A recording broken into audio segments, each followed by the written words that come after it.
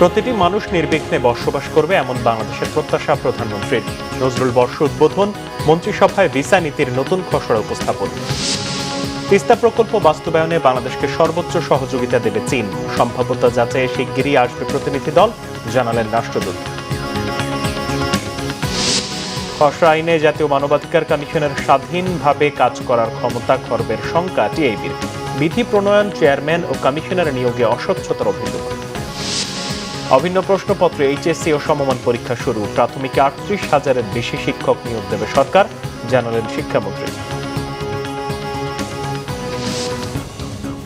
দেখছিলেন সংবাদ শিরোনাম।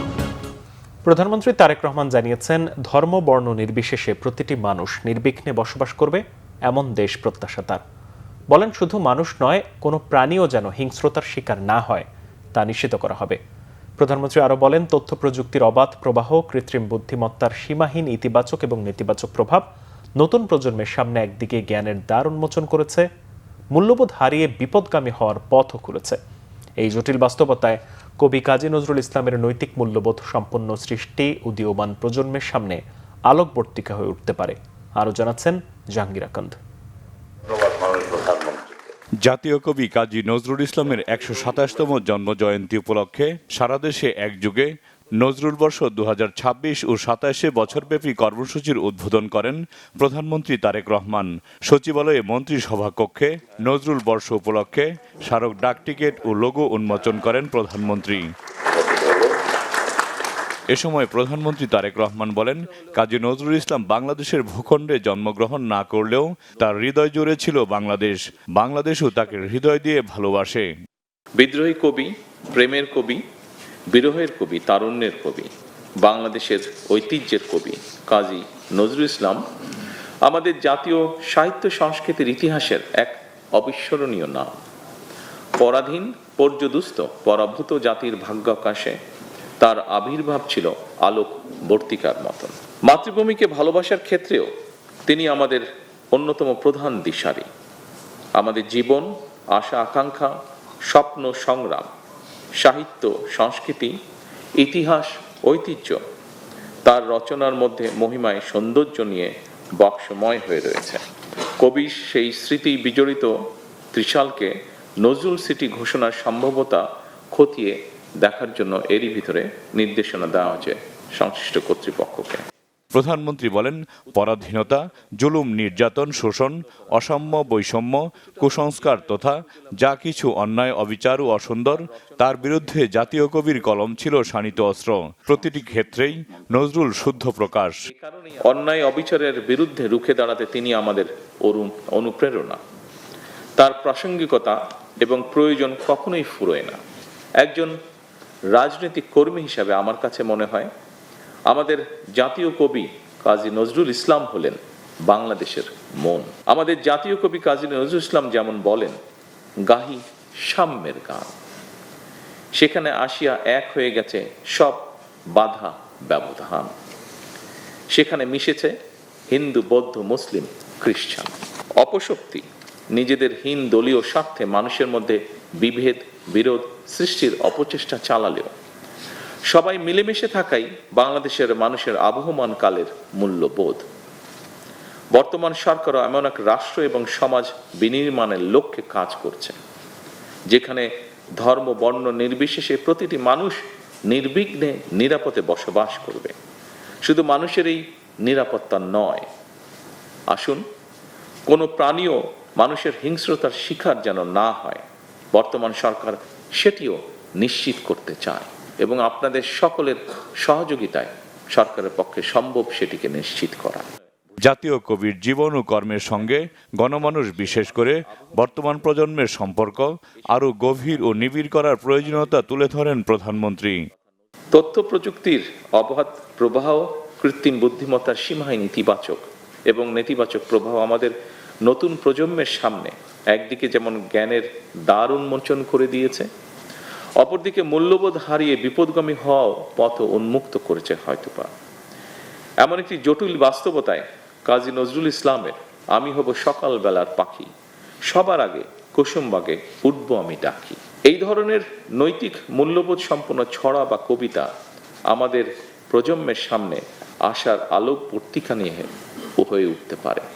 কাজী নজরুল ইসলামের সাহিত্য কর্ম ও তার জীবনবোধ মানুষের ঘরে ঘরে পৌঁছে দেওয়ার আহ্বান জানান প্রধানমন্ত্রী তারেক রহমান। জাহাঙ্গীর আকন্দ, বাংলা ভিশন, ঢাকা। ভিসা নীতিমালা সংশোধন করে ভিসা পলিসি 2026-এর খসড়া পরিমার্জনের জন্য অর্থমন্ত্রীর সভাপতিত্বে একটি মন্ত্রিসভা কমিটি গঠন করা হয়েছে। স্বরাষ্ট্র মন্ত্রণালয় এই কমিটিকে সাচিবিক সহায়তা দেবে। মন্ত্রিসভার একাদশ বৈঠকে এই সিদ্ধান্ত নেওয়া হয়। প্রধানমন্ত্রী তারেক রহমানের সভাপতিত্বে বৈঠকে বিদেশিদের বাংলাদেশে আগমন ও প্রস্থানকে সহজ সুশৃঙ্খল করার বিষয়ে সিদ্ধান্ত হয়েছে।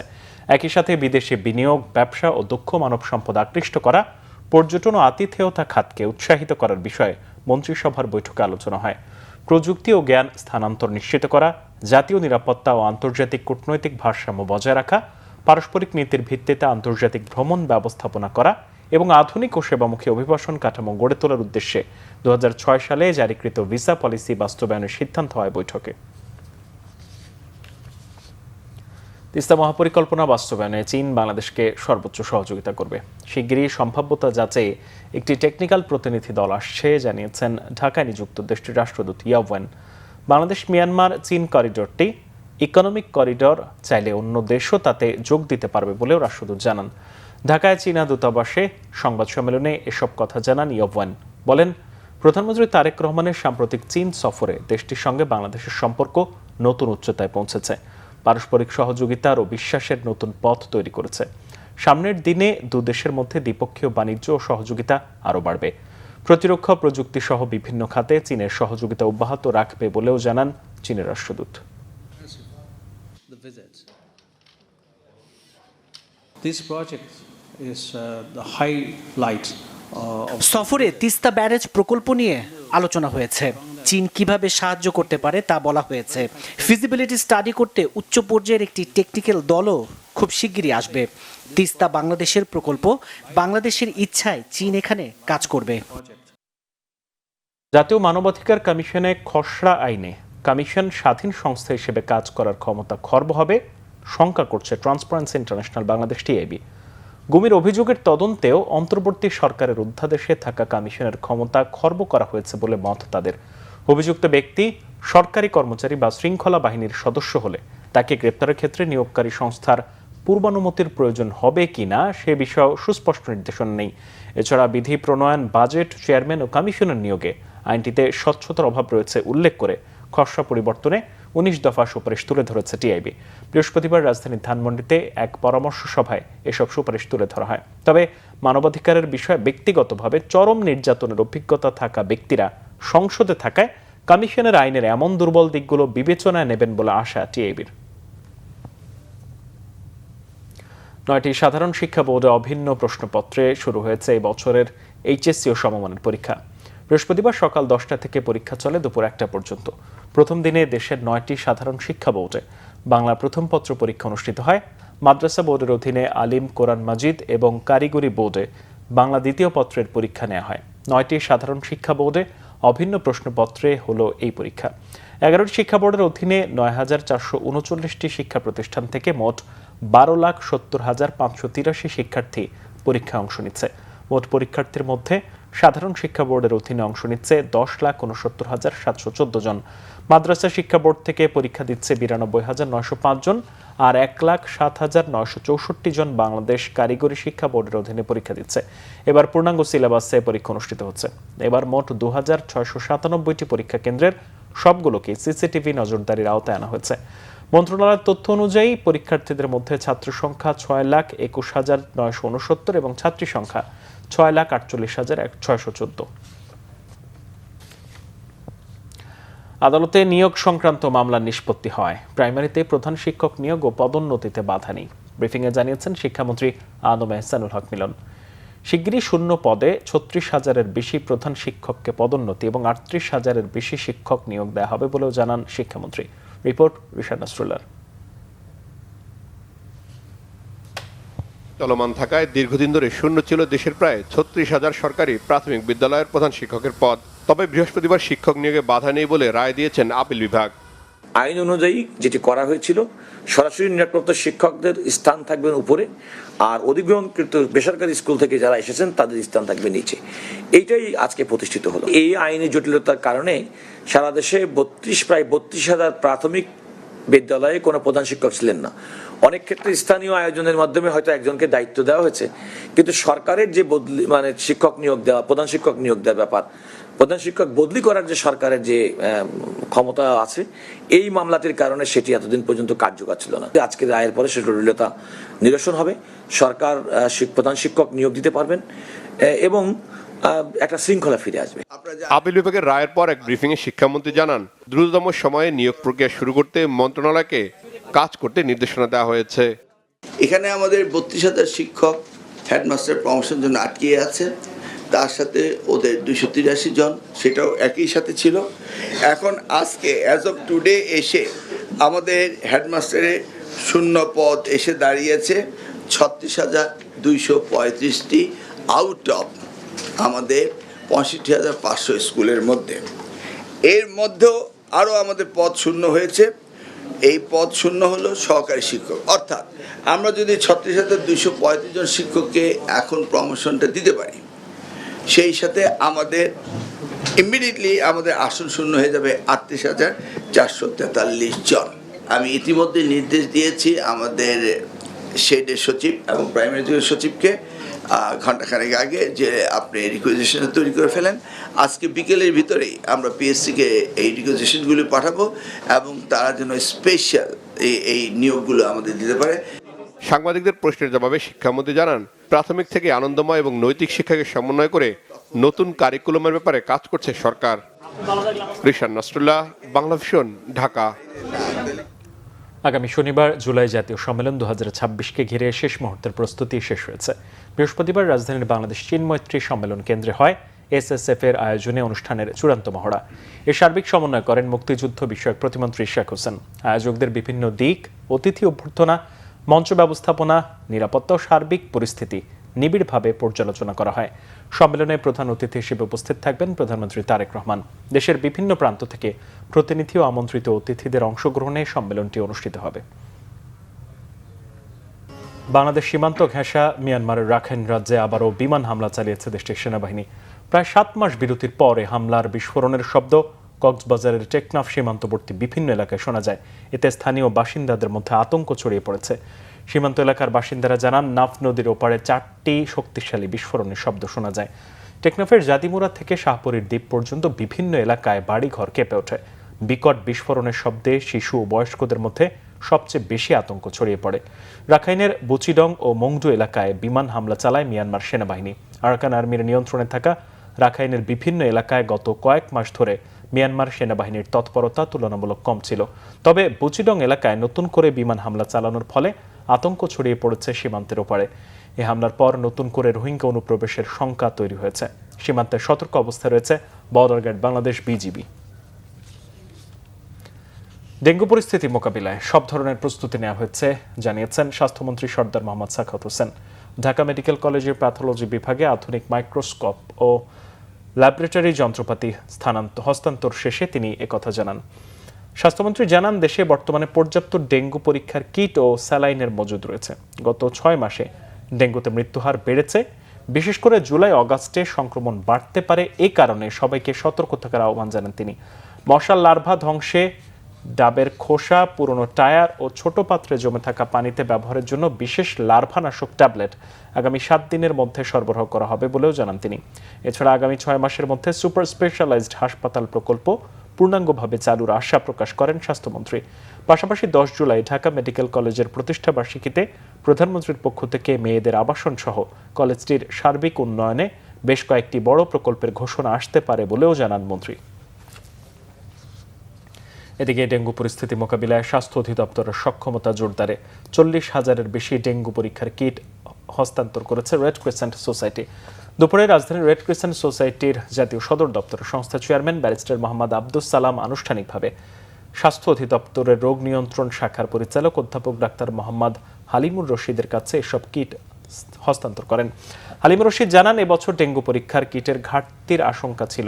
অনুরোধের প্রেক্ষিতে খুব অল্প সময়ের মধ্যেই এই কিটগুলো সরবরাহ করেছে রেড ক্রিসেন্ট।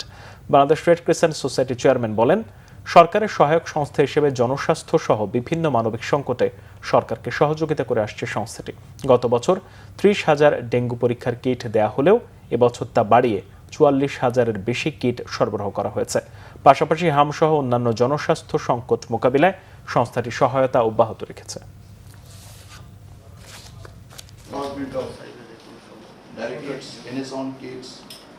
আমাদের যে রেসপন্সিবিলিটি, সেই রেসপন্সিবিলিটিটাকে আমরা আরও বেশি স্ট্রেনদেন করার জন্য আমরা সবসময় পলিসি আমরা আপডেট করে থাকি। আমাদের আগে যে পরিমাণে যে মেডিকেল ইকুইপমেন্ট এবং সাপ্লাই দেওয়া হয়েছিল তার চেয়ে বেশি আগের বছর আগে যখন দেওয়া হয়েছে 30,000, এইবার আরও 10,000 বাড়িয়ে আমরা 40,000-এ নিয়েছি। যে হেলথ অ্যাওয়ারনেস যদি আমরা আরও পলিসি নিতে পারি এবং এটাকে যদি আরও গতিশীল করি, তাহলে সেটা প্রিভেনশনটা একটি ইম্পর্ট্যান্ট ইস্যু, যেটি ডিজি সাহেব বলেছেন। এই বিষয়ে আমরা চিন্তা করছি আমাদের অর্গানাইজেশন থেকে। আমরা মোর ভলান্টিয়ার আমরা রিক্রুট করতে যাচ্ছি এবং তাদেরকে প্রপার ট্রেন করারও আমরা ইনিশিয়েটিভ নিচ্ছি, যাতে প্রিভেনশনটাকে আরও শক্তিশালী করা যায়। সশস্ত্র বাহিনীর অবসর, অব্যাহতিপ্রাপ্ত এবং অপসারণ ও বরখাস্তকৃত 150 জন অফিসারকে ন্যায় বিচার প্রদান করে প্রজ্ঞাপন জারি করায় সরকারকে ধন্যবাদ জানিয়েছেন ভুক্তভোগী সেনা কর্মকর্তারা। বৃহস্পতিবার নিজ নিজ বাসভবনে সংবাদ সম্মেলনে এই তথ্য জানান তারা। সশস্ত্র বাহিনীকে দলীয় স্বার্থের ঊর্ধ্বে রেখে কাজ করার আহ্বান জানান অবসরপ্রাপ্ত ব্রিগেডিয়ার জেনারেল হাসিনুর রহমান। যেই সরকারি ক্ষমতায় আসুক, 3 বাহিনীকে পেশাদারিত্বের সাথে গুরুত্ব দেওয়ার আহ্বান জানিয়েছেন অবসরপ্রাপ্ত লেফটেন্যান্ট জেনারেল আব্দুল্লাহ হিলামান আজমি। ওমর ফারুকের রিপোর্ট। বিগত আওয়ামী লীগ সরকারের আমলে সশস্ত্র বাহিনীর অবসর ও অব্যাহতিপ্রাপ্ত এবং বরখাস্ত অপসারণকৃত 150 জন অফিসারকে ন্যায় বিচার প্রদান করে প্রজ্ঞাপন জারি করেছে প্রতিরক্ষা মন্ত্রণালয়। এতে সেনাবাহিনীর 115 জন, নৌবাহিনীর 21 জন এবং বিমান বাহিনীর 14 জনকে ভূতাপেক্ষ পদোন্নতি সহ আর্থিক সুবিধা দেওয়া হয়েছে। এর ফলে নতুন অবসরের তারিখ পর্যন্ত সংশ্লিষ্ট অফিসারগণ উচ্চ পদে বেতন ভাতা বকেয়া হিসেবে পাবেন। সরকারের এই উদ্যোগকে সাধুবাদ জানিয়েছেন নতুন প্রজ্ঞাপনে অবসরপ্রাপ্ত ব্রিগেডিয়ার জেনারেল পদপ্রাপ্ত হাসিনুর রহমান। এ সময় সেনাবাহিনীকে দলীয় স্বার্থের বাইরে রেখে কাজ করার আহ্বান জানান তিনি। আমার বিশ্বাস সেনাবাহিনী রাইট ট্র্যাকে আছে। আপনারা দেখবেন 4টা খলিফার নামে 4টা ব্যাটালিয়নের কোম্পানির নাম করা হয়েছে। এটা বেশ গর্বের জায়গা। আমাদের বন্ডেজটা খুব ভালো ছিল, কিন্তু আমরা এই বন্ডেজটা কাজে লাগাতে পারিনি, ভেঙে দিয়েছে আওয়ামী লীগ। বিডিআর মেসাকার আমরা চেয়ে চেয়ে দেখছি আমার ভাইরা মারা যাচ্ছে, কিছু করি নাই। এই সেনাবাহিনী আমরা চাই না। আমরা সেনাবাহিনী চাই যে অপরাধ হয় দণ্ড হবে, বাট এটা যেন অন্যায়ভাবে হ্যান্ডেলিং না করা, যদিও হ্যান্ডেল না করা হয়। বিএনপি সরকার ক্ষমতায় আসার পর সেনাবাহিনীর সুনাম ফিরে এসেছে বলে মন্তব্য করেন অবসরপ্রাপ্ত লেফটেন্যান্ট জেনারেল পদপ্রাপ্ত আব্দুল্লাহ হিলামান আজমি। এ সময় এ ধরনের কর্মকাণ্ড বন্ধে সংবিধান পরিবর্তন ও স্বাধীন বিচার বিভাগ প্রতিষ্ঠার আহ্বান জানান তিনি। মাননীয় প্রধানমন্ত্রী, 3 বাহিনী প্রধান এবং প্রধানমন্ত্রী যিনি সামরিক উপদেষ্টা আছে, সবাই এটার জন্য শুকরিয়া জ্ঞাপন করছি সবার কাছে, কারণ ওনাদের এই চেষ্টা না হলে এটা আরও হয়তো বিলম্ব হতো। এখানে পেশাদারিত্ব সবার উপরে প্রাধান্য পাওয়া উচিত। যোগ্যতা, দক্ষতা, পেশাদারিত্ব। এখানে যদি রাজনৈতিক বিবেচনা আসে, তাহলে দেখা যায় যে অনেক অযোগ্য অদক্ষ লোক শুধুমাত্র চাটুকারিতার মাধ্যমে তারা উপরে উঠে এবং তারা দেশের জন্য কল্যাণকর কিছু বয়ে আনে না। যারা পেশাগত যোগ্য, দক্ষ, তারাই দেশের জন্য কিছু কল্যাণকর করতে পারে। বিগত সরকার সেনাবাহিনীকে এমনভাবে ব্যবহার করেছে যে সেনাবাহিনী মানুষের কাছে ধিক্কারের পাত্র হয়ে গিয়েছিল। আমি মনে করি নির্বাচনের মাধ্যমে আবার সেনাবাহিনীর সেই হারানো গৌরব ফিরে এসছে। Omar Faruk, Bangla vision, Dhaka. Bangladesh securities and exchange commission BSEC chairman Masud Khan জানিয়েছেন, দ্রুত সময়ে শেয়ার বাজারের নতুন কোম্পানি আনতে চায় নিয়ন্ত্রক সংস্থাটি। এজন্য সহজ করা হবে তালিকাভুক্তির প্রক্রিয়া। রাজধানীতে ঢাকা স্টক এক্সচেঞ্জে ডিএসসি ব্রোকার্স অ্যাসোসিয়েশন ডিবিএ আয়োজিত অনুষ্ঠানে এই তথ্য জানান তিনি। বিএসইসি চেয়ারম্যান জানান, বিএসইসি আর কেবলই বাজার তদারকি করতে চায় না, সকল প্রতিবন্ধকতা দূর করে প্রয়োজনীয় সুযোগ সুবিধা নিশ্চিত করতে চায়। এ সময় ডিবিএ সভাপতি সাইফুল ইসলামও পুঁজিবাজারের নতুন কোম্পানি তালিকাভুক্তির দাবি জানান। বলেন, শেয়ার বাজার সংশ্লিষ্ট প্রতিষ্ঠানগুলো যার যা কাজ সেটি করতে দিতে হবে। মার্চেন্ট ব্যাংকগুলো নতুন নতুন কোম্পানি বাজারে আনতে না পারলে প্রয়োজনে লাইসেন্স বাতিলের কথাও বলেন তিনি। এ সময় ঢাকা স্টক এক্সচেঞ্জ ডিএসসির চেয়ারম্যান মমিনুল ইসলাম বিনিয়োগ বান্ধব নীতি সহায়তা চান ডিএসসিসির কাছ থেকে। অনুষ্ঠানে ডিএসসির সাবেক সভাপতি ও বাংলাভিশনের চেয়ারম্যান আব্দুল হক ছাড়াও শেয়ার বাজার সংশ্লিষ্ট প্রতিষ্ঠানের দায়িত্বশীলরা উপস্থিত ছিলেন।